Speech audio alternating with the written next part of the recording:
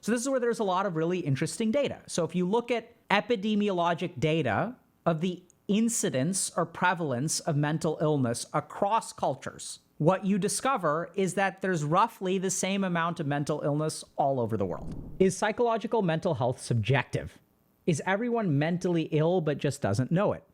Is being mentally healthy and being a good person supposed to go hand in hand? All really great questions. Okay, there's going to be like kind of a wall of text here, okay, so bear with me. It's worth reading, though. Some people say that examples of true mental health are inner peace or healthy integration into some sort of community. Does it really not matter what kind of community or what inner peace is based on? Take, for example, conventionally extreme examples like condoning slavery or genocide. Does it really make sense to say that a bunch of people who are probably hardworking, God-fearing, family-loving, and generous to the people in their social circle are suddenly mentally disturbed because they do not advocate for those around them who were oppressed? There are many countries today where slavery still exists, and I know many people from those countries who don't see it as a big deal in their home country, even if they live in the US and are supposed to be westernized and normal. A lot of these people grew up with slaves, sometimes with slaves who were their same age, so it wasn't like the reality of being a slave was too vague and distant for them to be able to understand. In fact, some of these people think their people are doing their slaves a kindness because being enslaved is better than the living conditions they had when they were free. If people adapt and normalize these beliefs around them, at what point is that considered psychologically bad? And if certain people genuinely believe that the oppressed deserve to be oppressed, even if the job of the therapist is to make a person functional and better integrated into society, I'm just confused about whether belonging and being integrated to a group makes you any healthier. Every generation, people try to outlaw things that were completely acceptable for all history before that time. Spanking children has pretty much always been considered the norm, but research has now solidified negative effects that correlate with spanking, and there is a possibility that spanking will be outlawed in the future. Does this mean that most people are raised in the past become mentally unhealthy because of this and didn't know it? If most children were hit, do you consider that a pathology? What if the commonality of spanking made children unfazed by it? I see people calling those who would be physically hurt a child who would physically hurt a child sick or monstrous. And all I keep thinking is that there is no way all these parents in history could suddenly be perceived as monsters. At what point do people stop being monsters or mentally sick and start being healthy if they believe what they are doing is right? The fact that all these parents really did not love their kids seems ridiculous. Okay, so this person kind of goes on for a while. All right, do you guys want me to continue reading or should we pause?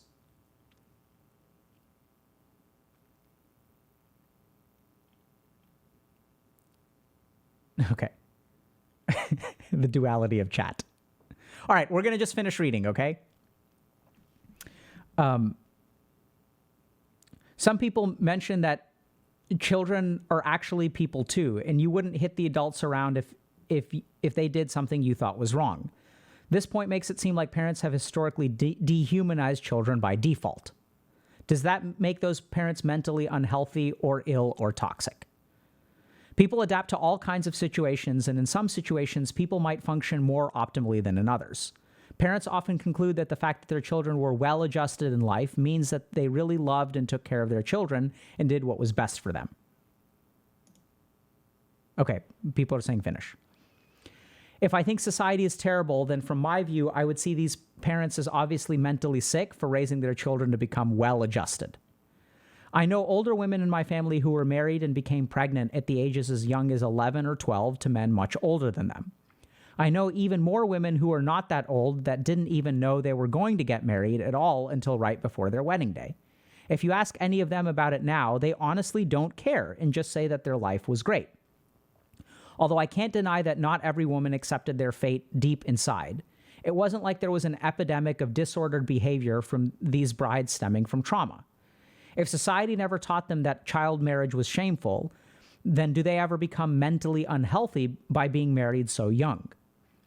Can they really be so scarred by it now, even though they all genuinely seem so quote unquote normal? How can it also be reasonable to suddenly vilify the men they married? If culture influences the minds of men to find younger girls attractive or suitable for marriage, why should the mental state of these men be regarded as unhealthy? How can it be said that the families of the bride and groom are all simply sick? The image of frightened little girls and their monstrous husbands just seems so exaggerated to me from my experiences. Like, am I supposed to just suddenly view my grandfathers or uncles as evil? Even arranged marriage could be considered gross and dysfunctional in the West, yet there is no mass mental health crisis caused by it in the rest of the world. It can be argued that if someone is confronted and told their actions have negative impacts on people, but then they knowingly continue to do whatever they do, they are not mentally healthy. However, I'm doing something bad without caring about it, and you confront me. My belief system might allow me to ignore some aspect of your argument by default, such as believing that you are already untrustworthy, or believing that whoever told you what you're telling me doesn't know what they're talking about, or many other reasons. And so I will continue to feel the same way about what I do and consider you unhealthy. Likewise, your belief system might label me as unhealthy by default or for similar reasons. Here's the TLDR. What really defines being mentally well? If I have strong morals, does this make me healthy, or does this make me a slave to my beliefs and therefore unhealthy? Is the goalpost for mental health in society always moving? So I'm going to try to do my own TLDR here. So this is a really interesting post. The poster, in a slightly long-winded way, basically asks the question, what does it mean to be mentally unhealthy? And they kind of make the argument that today, for example, we've done research on spanking. And based on scientific research, we've concluded that spanking negatively impacts a child's mental health. 500 years ago, all parents used to spank their kids. Does that mean that 500 years ago, all children were mentally unhealthy? So does that mean that, like, if we kind of like follow that through, what that means is that for the majority of humanity, people have been mentally unhealthy because people used to be spanked, right? And we're just sort of becoming enlightened now. So what does it mean to be mentally unhealthy? The other thing that they kind of talk about is mental health, mentally unhealthy and harming another human being. So they talk about things like child marriage or arranged marriage. And in these situations, we would consider, by today's standard, marrying an 11-year-old to be morally reprehensible. Does that mean that that person is mentally unhealthy? Because if someone wants to marry an 11-year-old today, we also call them sick, right? This person is sick. He's a sicko, pedophile. So the other thing that this person sort of tangles together, which I think is really important, is they're sort of using mentally unhealthy and morality like kind of interchangeably, whereas I don't think that they're interchangeable, and we'll get to that in a second. And so then the last kind of question here is that, what does this mean for society? So like, if we sort of assume that all children were traumatized by spanking because we know spanking is traumatic, does that mean that 100 years from now, we're going to learn that something that we're doing today is also traumatic? And so everyone today is traumatized. And so does that mean that being traumatized and mentally unhealthy is sort of the norm of society? Does that make sense? So there are a couple of really important points here, which people in psychiatry love to discuss, by the way, about moralities. You know, what is mental illness? What is an adjustment to society? Like, what is kind of normal? So we're going to try to unpack these things kind of one at a time. The first thing that we're going to talk about is cultural accommodation and mental illness. The thing that we need to actually start with is that mental health is more than mental illness. Mental health is more than the absence of mental illness. So let's start by sort of looking at what is normal within a society and whether what is normal within a society qualifies as mental illness or mental health, or what's the relationship between those things. So what's the relationship between normality and mental illness or mental health? So this is where there's a lot of really interesting data. So if you look at epidemiologic data of the incidence or prevalence of mental illness across cultures, what you discover is that there's roughly the same amount of mental illness all over the world. So in places where there's child marriage versus not child marriage, in South America, in Africa, in East Asia, generally speaking, we know that mental illness is kind of comparable across the world. So the rates of things like an anxiety disorder is roughly the same. We're not talking about, rates that are 70% in one culture and 8% in another culture. Ballpark across the board, if you look at all the numbers, they tend to look about the same. There are certain outliers, for sure. But generally speaking, what we see is that mental illness may manifest in a culturally sensitive way. So, for example, in parts of South America, there's this thing called ataque de nervios or something like that, right? So panic attacks, or they've got their own kind of word for it. We know that in East Asia and South Asia and Southeast Asia, major depressive disorder manifests with more somatic symptoms. So people won't talk about feeling sad or guilty or ashamed. They'll talk about low energy levels, headaches, weird GI stuff. So the manifestation has a cultural context. But we know that epidemiologically, roughly, mental illness is the same across the board. So that's number one. Okay? So what is mental illness? Mental illness tends to be, the line that we draw is not cultural. It's not about whether you do arranged marriage or don't do arranged marriage. That's not a criteria for mental illness. The criteria for mental illness tends to be impairment of function. Okay?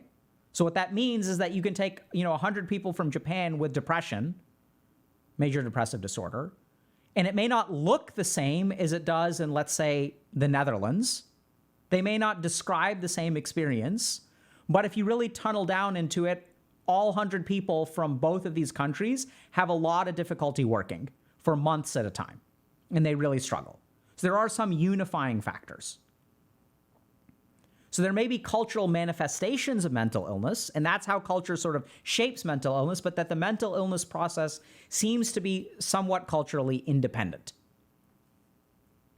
Now, the next question to kind of think about is, what is the relationship between morality and mental illness? Right? So there are some places where it's culturally appropriate and not considered immoral to marry a 12-year-old. And for the majority of the world, or maybe that, I think so anyway, maybe that statement is technically incorrect, but I do believe that that's correct. We consider an adult marrying a child an immoral act. Okay? So what's the deal there? Does that mean that all children are traumatized? Right? If we spank all of our kids 500 years ago, does that mean that they're traumatized?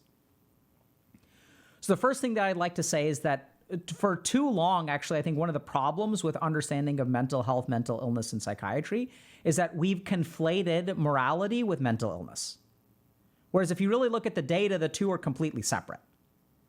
So a good example of this is if you look at something like, school shooters. People will say school shooters are mentally ill. Now that could be true, but that bothers me a little bit as a psychiatrist. To blame some kind of act of violence against another human being on mental illness, I think is kind of like unfair and an incomplete oversimplification. Does that mean that they struggle with mental illness and they deserve some degree of compassion? Sure. But if you say that a school shooter is depressed, there are a lot of people out there who are depressed who are not shooting anyone. Right? So the other thing is that you can have someone who struggles with mental illness and behaves immorally. And this is where, if you look at the epidemiologic data, the number of people who commit acts of violence as a direct consequence of pure mental illness is exceedingly small. So a good example of this is if you look at people with schizophrenia. So people have this perception that people with schizophrenia who are actively psychotic are more dangerous than other people. And that probably statistically is true, But the vast majority of people with schizophrenia who are actively psychotic don't hurt anyone. So there's a lot of misperception and stigma against people who are mentally ill. Now, this is where you may have people with diagnoses of mental illness who engage in violent behavior, but I don't think that that's necessarily due to the mental illness. Just as an example, so for example, like if I'm addicted to a substance like cocaine and I run out of money or heroin, and then I commit armed robbery and hurt someone, do I have a substance use disorder? Sure. Is it the substance use disorder that's causing the violence? That's where I'd say not really. Do I have cravings? Is it a factor at play? Yes. But there are a lot of people who have substance use disorders who are not hurting other people. So I think that you can have both mental illness, and the mental illness does not excuse moral or immoral behavior. Those are kind of like independent things. And there's a bunch of people out there who do struggle with mental illness who behave very morally all the time. In fact, that's the vast majority of people who have psychiatric diagnoses. So morality and like mental illness are kind of independent there. Do they intersect in some ways? Absolutely. This gets further complicated when we pathologize something like antisocial personality disorder or sociopathy. So this is where things get really interesting. Because when someone is a sociopath, they lack a fundamental compassion or empathy for other living organisms. They'll do things, so one of the diagnostic criteria, or one of the things that we'll assess is, like, for example, cruelty to animals as a child. So you'll have a 7-year-old who will do things like, hurt animals, torture them. So that's like one of the diagnostic criteria for antisocial personality disorder. Now, when there's like a 7-year-old who's doing this kind of thing, I think it's fair to say that there isn't like a well-developed moral compass at that age, or that there's something that's going on independent of whatever moral compass the 7-year-old has. Because this is also something that's conserved across different cultures and across different moralities. We also know that you can do different kinds of interesting tests on sociopaths that signal that there's something different in their brain. My favorite example of this is that people who have sociopathy or antisocial personality disorder are less likely to empathically yawn. So I don't know if y'all know this, but if I yawn, even if it's a fake yawn, you'll feel like yawning, and you may even yawn. But for people with antisocial personality disorder, they don't actually yawn empathically. So there's something different in the brain. And so if I'm kind of immoral because I lack empathy, right? So now everyone's like, some people like I yawn. If it was a more genuine yawn, you would have yawned more. It was a fake yawn. And that's the interesting thing. So if we ask, like, what's the difference between a genuine yawn and a fake yawn? It's the empathic circuitry in your brain, which can tell that I was fake yawning. So it doesn't actually trigger the yawn response. Whereas if I was genuinely yawning, your empathic circuitry would pick that up and you'd be more likely to yawn. And when that circuitry is hampered in antisocial personality disorder, those people don't empathically yawn. So there does seem to be a biological component for people who are prone to cruelty to animals. So in that sense, do we call it their fault? Is this person immoral? So that's where where we start to see an intersection between the pathologizing and what we would consider, generally speaking, immoral behavior. So there is some connection. So there's some connection there, but I generally speaking think of those two things as separate. And in fact, I think that society too often conflates those two. Another good example of this is, for a long time, we viewed addiction as a moral failing, right? Like we used to think like, oh, you just need to stop. You just can't stop, et cetera, et cetera, et cetera. We think about depression as like a moral failing or a weakness, like a lack of character. Whereas I think those conflations kind of need to be separated. We need to stop mingling morality with mental illness. We need to stop using mental illness as an excuse for immoral behavior. And we need to stop labeling people with mental illness as being immoral. The last thing that this person kind of asks about is like, okay, so like, what does it mean to be mentally healthy? Is that culturally dependent? Does that change? Could people be mentally healthy? How could, if spanking a child traumatizes a child and 500 years ago all children were spanked, how were any of those children considered mentally healthy? Or were they all mentally unhealthy and we considered that normal? So this is where we're gonna draw on a different kind of perspective. So we've talked mostly about science and epidemiology thus far. This is where we turn to spirituality. So in the realm of spirituality, we've had people who have consistently told us across cultures and across time how to be mentally healthy. And they never talked about mental illness. They talked about things like contentment, peace, happiness. They didn't talk about an absence of emotional fluctuation. They didn't talk about never feeling afraid, never feeling angry, never feeling sad. What they talked about is contentment versus suffering. So I think that karmic religions, I'm probably biased, but I think this is where we get most of this stuff societally nowadays. I'm not saying that other people didn't voice the same thing from Judeo-Christian traditions, but I think these beliefs have been sort of best developed or most popularized for whatever reason by sort of the karmic traditions. So this is where like the people who essentially meditated, right? These are the yogis of ancient India and then Buddhism in East Asia and stuff like that, Buddha. And then we've got like, the Zen schools and stuff like that. And what they essentially discovered was how to be mentally healthy, which has sort of nothing to do with mental illness. How to find peace and contentment. And the formula that they posited is, developing some degree of detachment, vairagya, about separating yourself from the outcomes of your actions, separating yourself from your ego. They discovered a lot of principles, which they said, if you follow these principles and if you meditate and if you do this stuff, you will be content in life. And the interesting thing is that this has been independently discovered as well. So I think the best example of this that I can think of is Viktor Frankl and Man's Search for Meaning. So this is a Jew who was in a concentration camp and essentially discovered some degree of like detachment and found peace, despite being in very negative circumstances. You could also say that this was discovered in some element by ancient Stoic philosophers from Greece, right? So that suggests that this pathway is true because it's been investigated and discovered by culturally isolated groups of human beings. And so when it comes to mental health and finding peace and contentment and happiness, I think this is the best answer. It's this path that these people were talking about. Whether you call it Stoic philosophy, whether you call it Man's Search for Meaning and Viktor Frankl, or you call it yoga and meditation.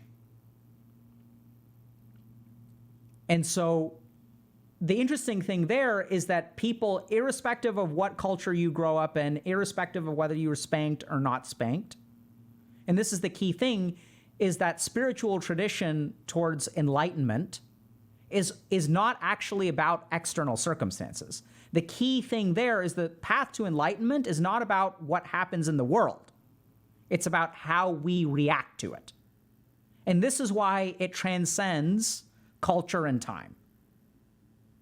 Because whether you were spanked or whether you were yelled at or whether, you lost a parent from smallpox, whatever the circumstances are, what leads to peace is how you react to those circumstances. And so that's why I think that the spiritual path offers so much in terms of mental health. It's so useful because it's not just about mental illness. That mental health and being mentally strong and content is more than the treatment of mental illness. And I think the best explanation of this has been the spiritual path. And now we also have, to a certain degree, this is going to be somewhat of a oversimplification. We have scientific evidence for this as well. So we do know that there is it's kind of interesting because there's one intervention that has been shown to be essentially improve symptoms of all mental illnesses. Mindfulness.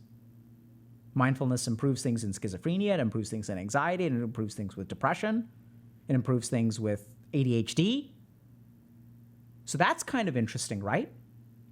And I think it's because the people who sort of developed yoga and meditation understood the fundamentals of how the human mind works and how to transcend all of the patterns of mind. So whatever illness you have within the mind, if we can like transcend all of it, if we can move away from ego, move away from identity, control our thoughts, process our emotions, it doesn't matter whether the emotion is shame from depression or fear from anxiety.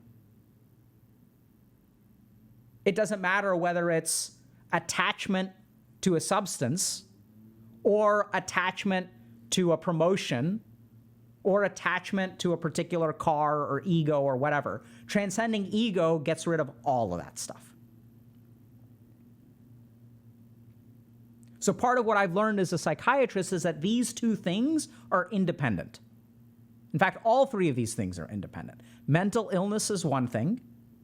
Cultural manifestations may vary, but that mental illness tends to be somewhat independent of cultural manifestations, right? It's like conserved across humanity. That's number one. That mental illness and morality need to be separated. And when I draw on my experience training to become a monk, what I sort of learned, which is kind of interesting, right? Because I went to medical school, is that the development of mental health requires more than the treatment of mental illness. And that these two things can be pursued in parallel or even sequentially. And I see the best clinical outcomes when we walk both of those paths concurrently. So it's not just about giving up the addiction and conquering the addiction. It's about having a conversation about what do you want from this life? What would bring you peace, contentment, and happiness? And how does alcohol affect that? Well, I want to like have a family and I want to be peaceful at home. I don't want to be like going through couples counseling all the time. I want my kids to be proud of me. I don't want to be ashamed about myself because I'm drunk at their birthday party and pass out. Okay, so like if that's what you want to be content and happy in life, let's think about how alcohol impacts that.